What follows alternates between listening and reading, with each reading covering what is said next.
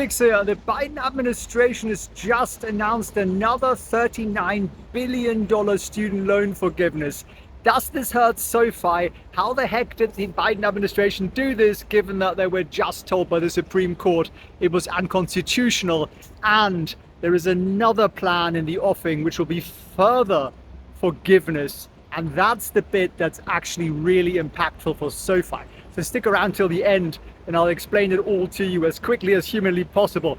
Now, before we do that, if you haven't celebrated with us 50,000 subscribers, then get your hands on the 99% off our flagship level 2 stock investing program. It basically turns you into a portfolio manager.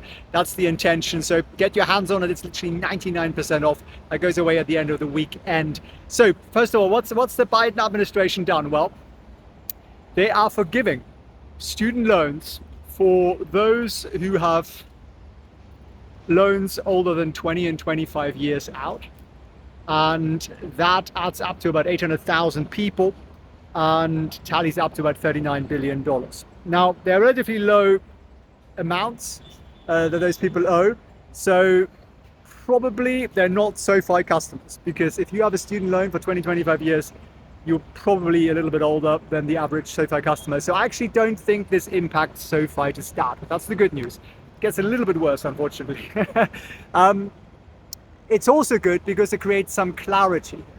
Now, it's of course a loophole that the Biden administration is using to kind of get this through, because it isn't the same sort of clear-cut student loan forgiveness that the Supreme Court struck down.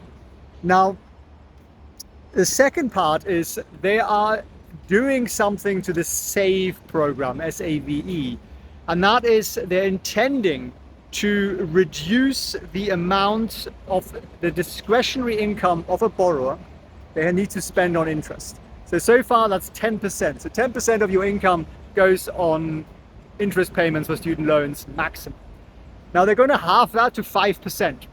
And that would potentially save people about $1,000 a year. That's the Biden administration guess.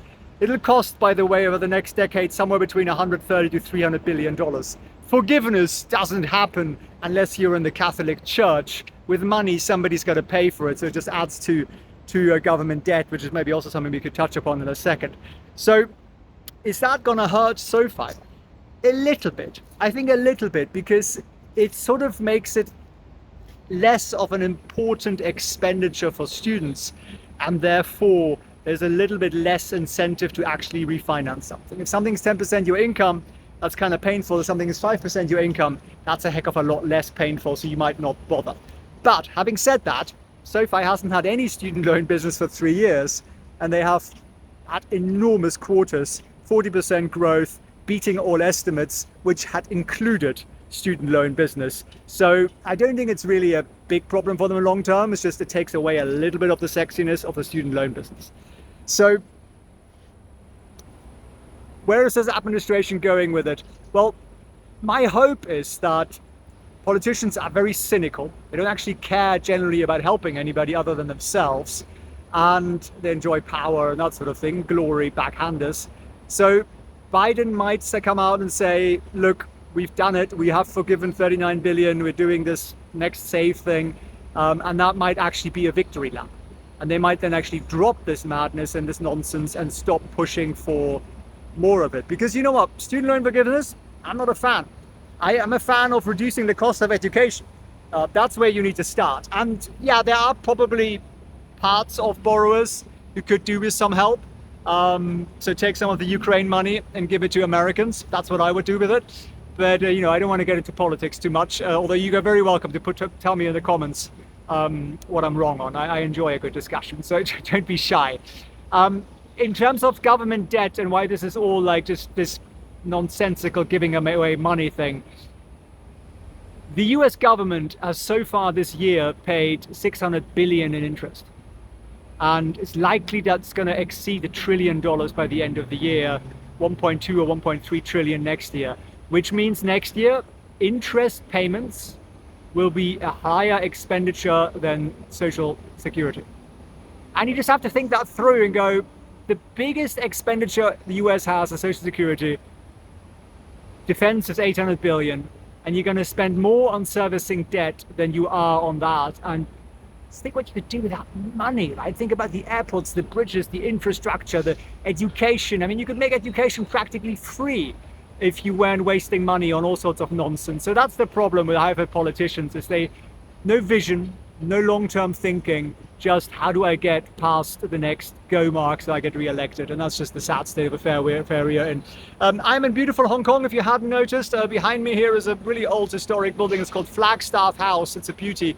It was the British military headquarters in like 1890, or I don't know when they built it, something like that.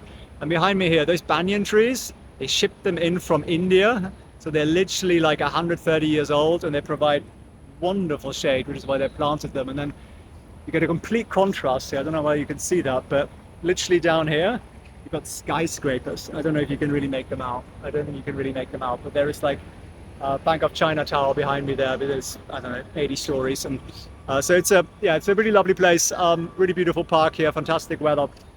And I'm off again tonight on another flight. So make sure you get your pause on the 99% off. A lot of people are sending me really kind messages. They're enjoying the program, and you also get access to a community there, so you meet some like-minded people, and I think that's also always really important. There are people around you who can encourage you to get to financial freedom, help each other, get to time freedom, and enjoy the life the way you're meant to, not the way politicians or big companies want you to spend your life. So go and sign up, felixfranz.org/50k, felixfranz.org/50k. Links also down below in the description. I wish you a beautiful day.